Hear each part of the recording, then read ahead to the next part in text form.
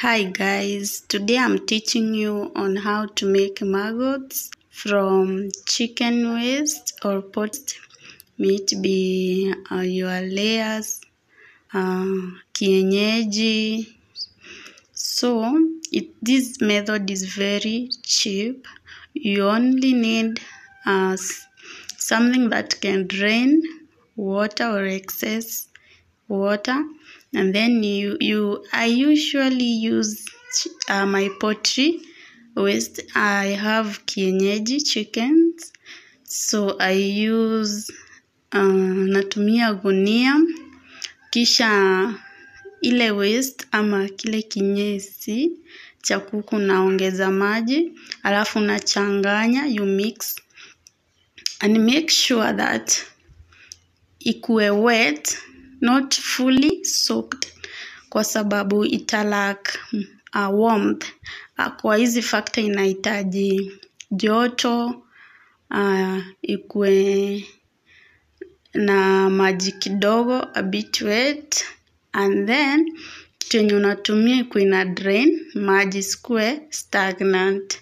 And then you can leave it a bit open for some times, or you can use a wire mesh ndio kuzuia things like lizard from eating your maggots when they are already or as they develop. So nachukua gunia, naweka ile kinyesi ya kuku, the waste, and then na mix, naongeza maji. Maji siwe mengi sana kwa sababu unahitaji joto.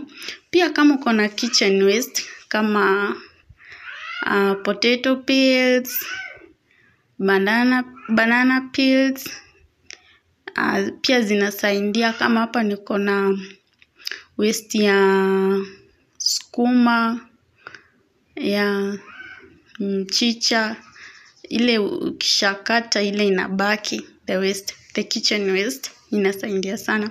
As you can see in this video, after sometimes, at least before the end of the week, after kutengeneza